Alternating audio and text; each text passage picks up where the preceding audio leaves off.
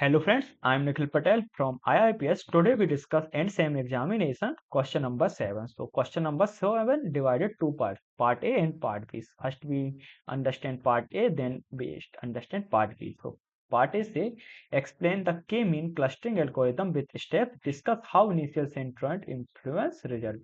तो हमें के मीन क्लस्टरिंग एल्गोरिथम को एक्सप्लेन करना है विद स्टेप वाइज और उसका इनिशियल सेंट्रोइड होता है वो किसी भी रिजल्ट कैसे इन्फ्लुएंस करता है ये देखना है। तो पहले तो हम जो के मीन क्लस्टरिंग है उसके एल्गोरिदम के स्टेप देख ले। तो फर्स्ट हम इनिशियलाइज करेंगे। इनिशियलाइज के लिए क्या करेंगे, हम चूज करेंगे के random point as initial centroid. तो हम चूज करेंगे के random point as initial centroid. Then हम असाइन क्या करेंगे, असाइन करेंगे each data point to the nearest centroid. तो जो भी हमारा डाटा है उसको हम उसके जो भी नियरेस्ट सेंट्रोइड है उसमें क्या कहते हैं, असाइन कर देंगे। किसकी हेल्प से, इक्विलिडियन डिस्टेंस की हेल्प से। देन वी अपडेट, तो हम क्या calculate the new mean of all point assign to each other cluster and move the centroid there. मतलब हम कैलकुलेट करेंगे नए new mean of all point, then assign to each cluster and move the centroid there, then repeated. तो हम इसको repeat करेंगे step और step 3 until centroid stop moving. तो हम जो step 2 assigning and step 3 updating तब तक करते रहेंगे जब तक हमारा जो सेंट्रोइड रहेगा मूव करना बंद नहीं कर देगा कन्वर्जेंस में।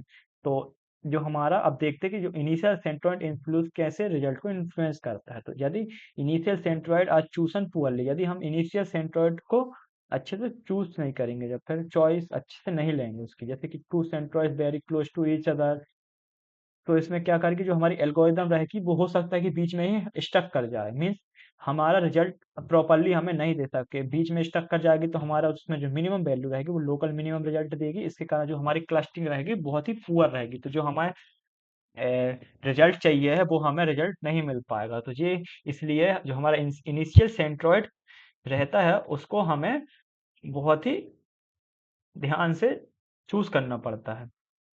आई hope you guys understand. Then we see part B of question number 7.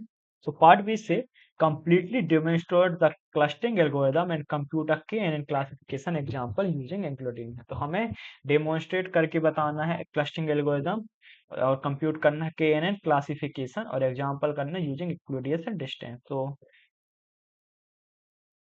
जो हमारा डेमोन्स्ट्रेशन रहता है उसके लिए एक डायग्राम की यूज होती है, but here the calculation logic, पर हम यहाँ पे सिर्फ कैलकुलेशन लॉजिक के थ्रू समझ सकते हैं। जैसे कि हमने एक डाटा लिया पॉइंट ए जिसमें हमने लिया 1 1, तो इसमें जो क्लास रहेगी उसको कर देंगे हम रेड कर देंगे, पॉइंट लेंगे 2 2, तो उसमें हम क्लास कर देंगे ब्लू। तो अगर यदि हम इनपुट देंगे point C equal to 1.5 and 1.5, तो फर्स्ट भी स्टेप 1 में हम क्या यूज करेंगे, कैलकुलेट डिस्टेंस इक्विलिडियन। तो सबसे पहले भी calculate Euclidean distance, for Euclidean distance हम first find distance between A and C और फिर डिस्टेंस बी सी करेंगे।